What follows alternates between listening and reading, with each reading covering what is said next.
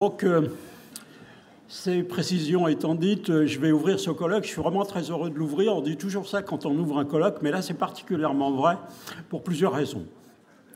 La première, c'est l'importance du sujet. Puis la deuxième, c'est aussi surtout qu'on a mis beaucoup de temps à monter ce colloque. Initialement, il était prévu il y a quelques années, mais il a été percuté par l'arrivée de la pandémie, qui, évidemment, ne nous a pas permis de le tenir. Mais l'essentiel, c'est évidemment qu'il se tienne aujourd'hui, enfin, sur ce sujet important et finalement peu souvent abordé. Peu souvent abordé, pourquoi ? Et pourquoi consacrer un colloque à l'entourage ? Alors qu'en fait, les raisons ne manquent pas. La première raison, la plus évidente, en effet, quand une personne a un problème d'addiction, quelle que soit l'addiction, c'est 5 à 6 proches qui souffrent en même temps. Que ce soit les parents, les conjoints, les enfants, la fratrie, le milieu de travail et au fond, finalement, toute la société.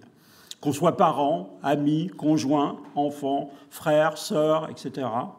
L'addiction est un défi auquel nous sommes tous confrontés. Mais c'est aussi parce que les proches, et parfois les professionnels, il faut le reconnaître, se sentent souvent impuissants, d'où le thème d'aujourd'hui, comment réagir. D'autre part, c'est parce que souvent, la honte et la culpabilité qui accompagnent l'addiction sont partagées par les proches. Et les proches souffrent également. Cette souffrance est trop souvent ignorée. De notre point de vue, les entourages sont des proches aidants et ils contribuent à la réduction des risques et des dommages, même si leurs efforts ont besoin d'être orientés vers plus d'efficacité par des professionnels compétents, mais aussi bienveillants et encourageants. Les accueils d'entourage existent déjà, et preuve en est la présence de nos professionnels à ce colloque. D'autre part, les proches peuvent également contribuer à prévenir les conduites addictives.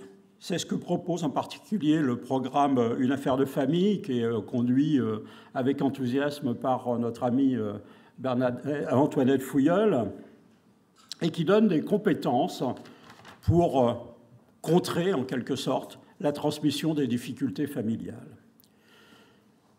Ce pourrait être un dispositif qui contribuerait à habiliter les familles à de nouvelles compréhensions et savoir-faire. Ce programme sera abordé, en particulier par Antoinette, avec son enthousiasme inlassable, sa compétence et son expérience.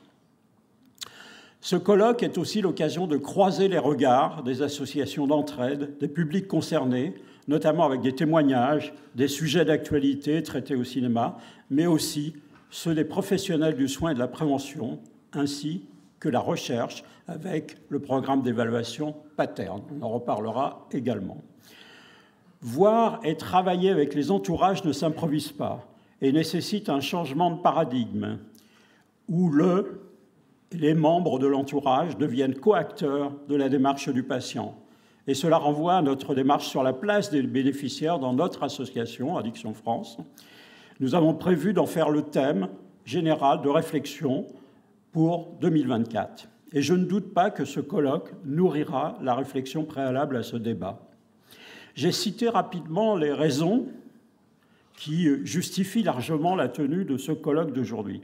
Mais bien entendu, je voudrais tous vous remercier ceux qui l'ont organisé au sein d'Addiction France, mais aussi tous les intervenants au long de cette journée, qui va être assez dense en contenu, riche en expérience, en échanges et en réflexion.